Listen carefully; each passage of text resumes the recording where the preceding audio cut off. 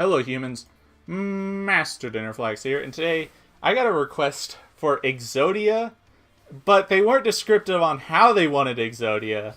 So instead of playing an FTK, I played a control version of Exodia. And this is actually really fucking funny. So, I built this deck a little bit ago, and what I realized is that Exodia actually has a playstyle that isn't FTK anymore. Um, I'm just gonna go ahead and get into the deck profile because it'll make sense more later. But just imagine that.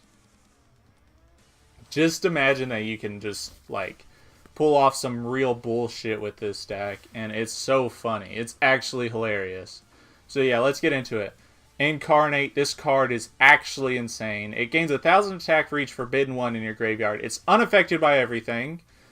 And then during the end phase, you can recur one of your Forbidden One cards, which is awesome. And then when he's destroyed by battle, the only way to destroy him, you can reveal any number of Forbidden One cards in your hand and draw to that number. So that's absurd. This card's actually just so cool, and it's searchable.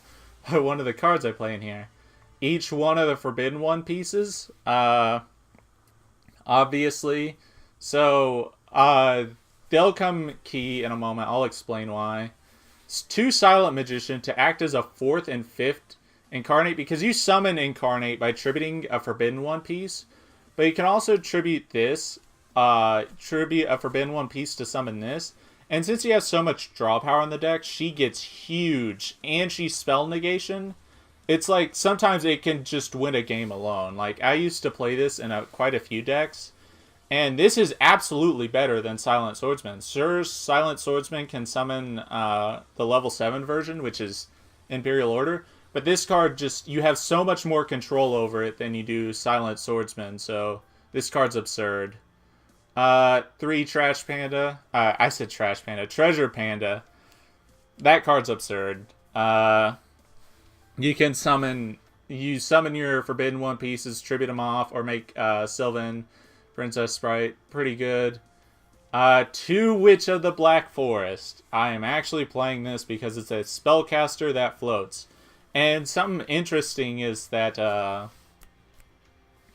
not only does it float, but I didn't realize that you can still summon the thing that you search. So there was a scenario where I had this set for a turn, stunned him with Obliterate. Next turn, summoned Treasure Panda, activated Knowledge, drew into a Silent Magician, and then searched a Silent Magician off of it, summon one, and then I could summon both of them, and then on next turn I had 2 spell negations, and I think they were both at 2,500. So that's awesome. This card's actually really good. 1 blue boy. You don't really want to see multiples. You really want to see your spellbook engine before you see this guy, but if you don't have a normal summon, he's solid. Abductor. You can normal summon her, and when you remove 3 spell counters off of her, she can search any level 1 spellcaster in the game, which can include Forbidden One pieces or Effect Veilers. But while she's in scale, you can remove 3 counters to search the other copy, obviously. It's neat, but sometimes I feel it's really underwhelming, but I don't know. I like it still. And then 3 Effect Veiler because it's searchable through so many means, not to mention it's a spellcaster. 3 Scapegoat, obviously. Scapegoat allows you to make ridiculous plays. My extra deck for Scapegoat is actually terrible. Like, there's not even a Borreload in here. But it's okay, because I have 3 Link Spiders? I don't know. So you actually use the Link Spiders a lot, because you got normal monsters. But otherwise, that seems really ridiculous. A larger, like, spellbook package for draws, which makes sense because Treasure Panda, you need all the spells you can get, so that actually is pretty smart. 2 Dark Factory, really good. Recycles you can.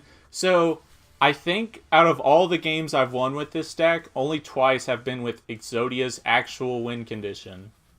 Every other game, like some absurd amount, I've won just with other things like Silent Magician or Exodia himself, or just battle damage, just crap like that. It's weird, but you can just win without the win condition whatsoever.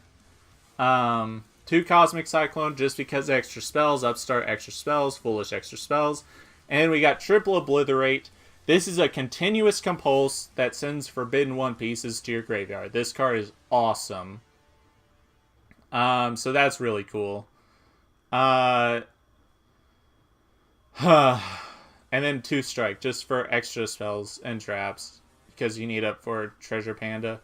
Side deck doesn't matter, except I will say, since you can search Droll Lockbird, that's actually not that bad, so that's pretty cool. Extra deck, this actually doesn't matter, except the Princess Sprites and the Scapegoat package, which is really bad for some reason. But, so outside of the Princess Sprites and the Link Spiders, you don't really need anything in here. It's just all fluff, because most of your combat goes in the main deck. So yeah, that's about it. Thank you all for watching. Hopefully you enjoyed this very polarizing Exodia deck that doesn't make any sense. And yeah, hopefully you enjoyed that. So yeah, thank you all for watching, and remember, Master Dinnerflax will take your soul.